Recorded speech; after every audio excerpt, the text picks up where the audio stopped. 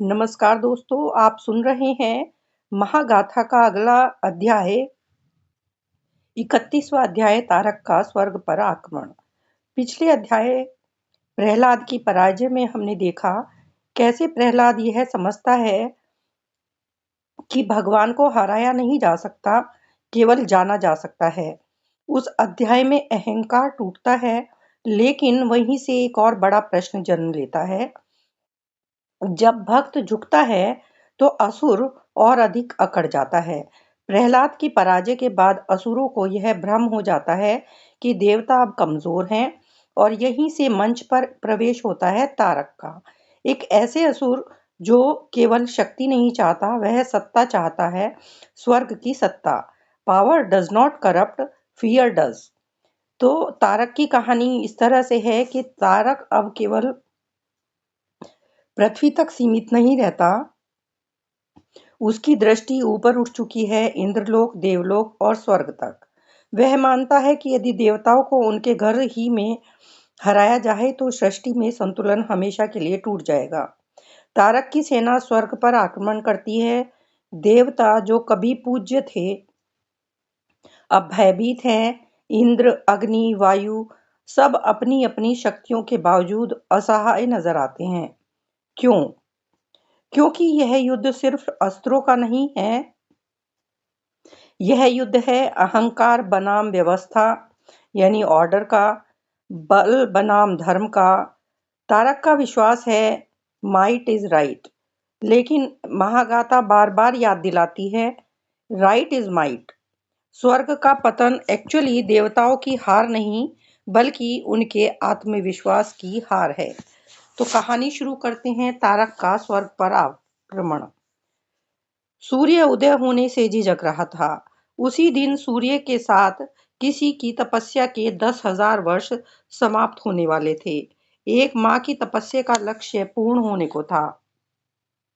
उस माँ को इसी क्षण की प्रतीक्षा थी और वह अब नई अव्यवस्था को जन्म देने वाली थी। वह अपनी संतान को उसके भाई से प्रतिशोध लेने के भाव से सिक्त दूध पिलाना चाहती थी, परंतु सूर्य को पता था कि वह प्रकृति के नियम से बंधा है। उसके रथ के पहिए आगे बढ़ने लगे। आसमान में लालिमा फैलने लगी, मानो किसी घाव से अब रक्त रिस रहा था। आखिर दिन निकल आया और सूर्य ने घबराकर उस माँ की ओर देखा। दीति, वह आंखें खोल रही थी। उसने अपने गर्भ को महसूस किया। वह जानती थी कि कश्यप का आशीर्वाद फलीभूत हो चुका है। उसने एक ऐसे पुत्र की मांग की जो इंद्र का वध कर सके, जो इंद्र के वज्र के सामने भी अजय रहे। दीति अब उस बालक को अपने भीतर अंकुरित होता महसूस कर सकती थी। उसने अपने हृदय में धधकती ज्वाला का संचार अपनी संतान में भी महसूस किया। उसका पुत्र प्रतिज्ञा कर रहा था कि वह अन्य दैत्यों की भांति इंद्र से पराजित नहीं होगा और मरुत की तरह अपनी मां के साथ विश्वासघात नहीं करेगा। वह देवराज के केश पकड़कर उसे घसीटकर अपनी मां के चरणों में डाल देगा। दीति ने मुस्कुराकर अपने पुत्र का नामकरण कर दिया, बजरांग, वह जिसका हर अंग वज्र के समान था। शीघ्र ही कश्यप की वाणी सत्य हो गई और दीति के पुत्र ने इंद्र को पराजित कर दिया। देवराज ने दीति के सामने घुटने टेक दिए। वह भय से कांप रहा था। ऐसा लगा मानो दीति की दृष्टि इंद्र को दो भागों में चीर देगी।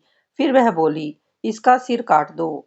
बजरांग ने तलवार उठाकर जो ही इंद्र का सिर काटना चाहा, ब्रह्मा बीच में आ गए। रुको, ऐसा मत करो दीति।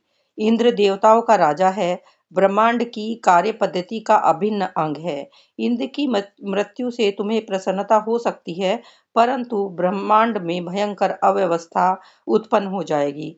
तुम्हारा पुत्र इंद्र का अभिमान तोड़ चुका है।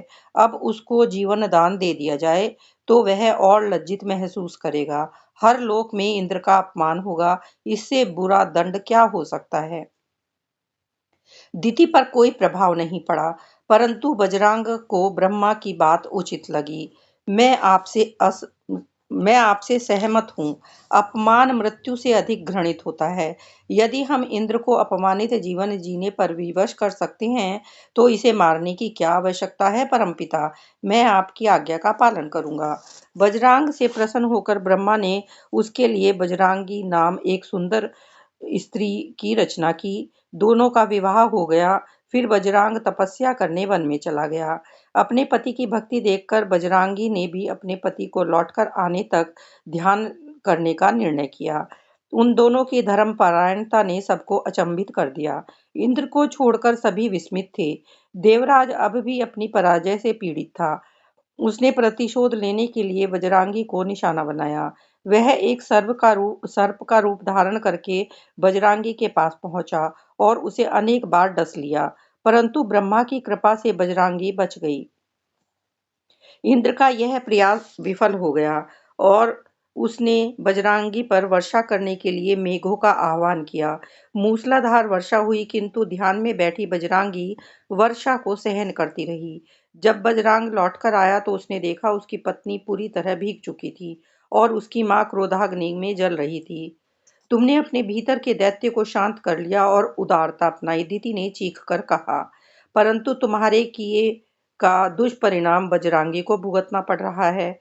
यह सुनकर बजरांग क्रोधित हो गया और ब्रह्मा के पास पहुंचा। उसने इंद्र का सिर धड़ से अलग करने की धमकी दी। ब्रह्मा ने घबराकर वही किया जो वह कर सकते थे। उन्होंने बजरंग को एक और वरदान दे दिया। मैं तुम्हें एक पुत्र का आशीर्वाद देता हूँ। चूंकि तुम्हारे परिवार को एक देवता ने सताया है, इसीलिए तुम्हारा पुत्र बड़ा होकर सभी देवताओं के लिए संकट बन जाएगा। उसका नाम तारक होगा। कई वर्षों बाद तारक नाम के दैत्य ने जन्म लिया और उसे ब्रह्मा की भविष्यवाणी के बारे में पता चला। बड़ा होने पर तारक ब्रह्मा को प्रसन्न करने के लिए परिपत्र पर्वत पर्वत की ओर चल दिया। उसने तपस्या के लिए बर्फीला स्थान चुना, जहां जीवन का चिन्ह तक नहीं था, और वहीं बैठकर कठोर तप करने लगा। वह 100 वर्ष तक एक पैर पर खड़ा रहा, फिर वह पैर के अंगूठे पर खड़ा हो गया। उसके बाद उसने 100 साल तक पानी के भीतर रहकर तप किया और फिर आग के बीच में बैठकर ब्रह्मा की उपासना की। उसके संकल्प की दृढ़ता से चकित होकर ब्रह्मा को प्रकट होना पड़ा। तुम अद्वितीय हो, परंतु मैं तुम्हें पहले ही आशीर्वाद दे चुका हूँ कि तुम्हें पराजित करना अत्यंत कठिन होगा। तुम्हें और क्या चाहिए? मैं मृत्यु पर विजय पाना चाहता हूँ। यदि तुम अमर होना चाहते हो तो यह असंभव है। तो फिर मुझे यह वरदान दीजिए कि मुझे बालक के अलावा कोई न मार सके। बालक? हाँ, और वह भी महादेव का पुत्र। महादेव? मैं समझ। ब्रह्मा कहते कहते रुक गए। महादेव का पुत्र। उन्हें तारक की मांग तलवार की भांति चुभ गई। तारक की यह धूर्ततापूर्ण चाल थी। हिरण्याक्ष और हिरण्याकश्यप की तरह वह भी अनंत जीवन को प्राप्त करने का प्रयास कर रहा था। ब्रह्मा के वरदान के बाद तारक ने स्वर्ग पर आक्रमण कर दिया। देवताओं ने इंद्र के नेतृत्व में युद्ध किया, किंतु वरदान के चलते तारक ने देवताओं का संयुक्त प्रतिरोध भी ध्वस्त कर दिया। उसने देवता इंद्र को बंदी बनाकर उसके केश काट दिए और शरीर पर कुत्तों के पैरों के चिन्ह अंकित कर दिए। विष्णु भी तारक को पराजित करने में विफल रहे। तब देवताओं को पुनः ब्रह्मा के पास जाना पड़ा। उस दैत्य का अंत किया जा सकता है। ब्रह्मा ने देवताओं को आश्वासन दिया, किंतु इसके लिए हमें महादेव के पुत्र की आवश्यकता है। महादेव तो अब तक सती के शोक में डूबे हैं, देवताओं ने एक स्वर में कहा। उन्होंने ब्रह्मांड के समस्त क्रियाकलापों से दूरी बना रखी है और वे अनंत ध्यान में लीन हो गए हैं। संभव है कि वह संतान उत्पन्न ही न करें। तारक को भी यही लगता है, इसीलिए उसने मुझसे यह वरदान मांगा, जिसे पाकर वह लगभग अमर सा हो गया है। परंतु हमें उसके प्रयास को विफल करना होगा। महादेव और अधिक विरक्त नहीं रह सकते। उन्हें विवाह करना होगा और एक संतान भी उत्पन्न करनी होगी जो तारक का काल बनेगी। परंतु आदिशक्ति आदिशक्ति का पुनर्जन्म हो चुका है। पुनर्जन्म? हाँ, सती का पुनर्जन्म हो चुका है और वह फिर से शिव को पाने के लिए तप कर रही हैं। एक वही है जो शिव को संतान उत्पन्न करने के लिए प्रेरित कर सकती हैं। किंतु प्रश्न यह है कि ब्रह्मा चुप हो गए। सबके भीतर वही प्रश्न गूंज रहा था, क्या तपस्वी शिव संतान उत्पन्न करेंगे? ये कहानी खत्म होती है। ये कहानी एक संदेश देती है कि अहंकार की सबसे बड़ी भूल तारक यह सोचता है मैं अजय हूँ, लेकिन महागाथा कहती है the moment you believe you are invincible you invite your downfall. अहंकार शक्ति से नहीं, अंधेपन से पैदा होता है। देवता भी तब हारते हैं जब वे डरते हैं। देवताओं की कमजोरी उनकी शक्ति की कमी नहीं है, उनका डर है। Fear makes even gods forget who they are. यानी फियर की वजह से देवता भी यह भूल जाते हैं कि वो कौन है। बुराई का विस्तार अच्छे की चुप्पी से होता है। तारक अकेले स्वर्ग नहीं जीतता, देवताओं को निष्क्रियता उसे रास्ता देती है। Evil wins not because it is strong but because good hesitates। इस कहानी का संदेश और कंक्लूजन यही है कि तारक का स्वर्ग पर आक्रमण हमें सिखाता है जब शक्ति धर्म से अलग हो जाती है तो विनाश बन जाती है, और जब धर्म शक्ति से डर जाता है तो सृष्टि असंतुलित हो जाती है। यह अध्याय आने वाले घटनाक्रमों का संकेत है। अब सृष्टि को एक ऐसा योद्धा चाहिए जो न देवता हो न असुर, बल्कि संतुलन का प्रतीक हो। When balance is broken, the universe creates its own answer। यहीं से एक नई कथा जन्म लेती है, एक नए अवतार की भूमिका तैयार होती है।